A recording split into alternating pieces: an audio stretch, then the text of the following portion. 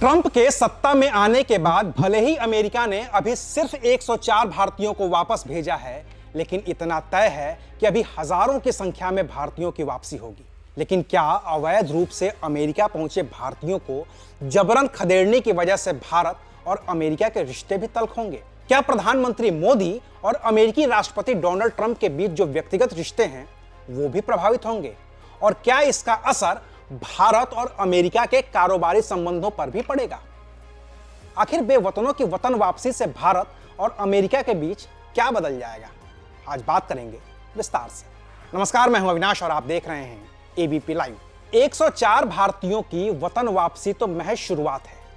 America में करीब 19,000 ऐसे भारतीय हैं जो अवैध रूप से वहां रह रहे हैं।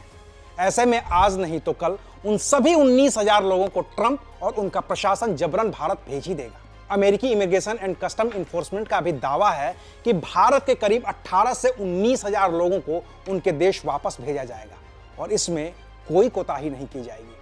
अमेरिकी वेबसाइट ब्लूमबर्ग का दावा है कि कोशिश करने के बाद भी ये 19,000 लोग अमेरिका में रहने लायक डॉक्यूमेंट्स नहीं बनवा पाएंगे, क्योंकि ये अवैध रूप से ही भारत से यहाँ पहुंचे हैं, तो उनके पास कोई दस्तावेज नहीं है।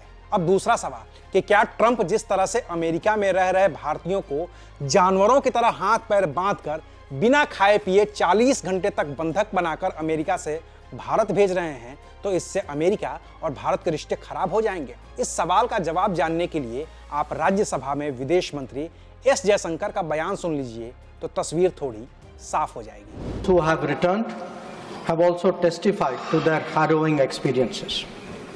Mr. Chairman, sir, it is the obligation of all countries to take back their nationals if they are found to be living illegally abroad.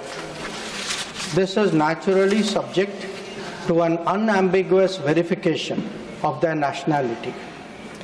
This is not a policy applicable to any specific country, nor indeed one only practiced by India. It is a general accepted principle in international relations. सुना आपने? यानी कि विदेश मंत्री S Jaishankar America के रवैये से सहमत हैं। उनके कहने का लब्बो-लुआब यही है कि ट्रंप जो भी कर रहे हैं सही ही कर रहे हैं।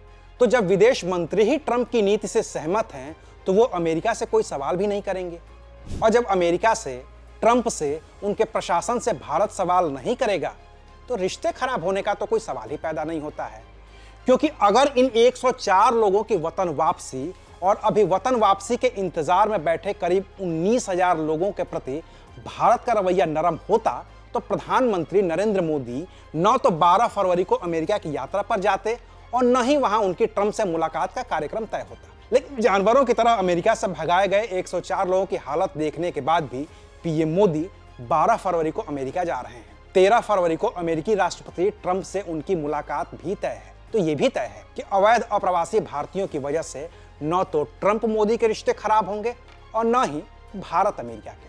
हाँ, इतना हो सकता है कि अगर प्रधानमंत्री मोदी ट्रंप से इस बारे में बात करें, तो शायद जो अमेरिका भारतीयों के साथ जानवरों जैसा सलूक कर रहा है, वो अमानवीयता रुक जाए और थोड़े सम्मान के साथ भारतीयों की वतन वापसी हो सके।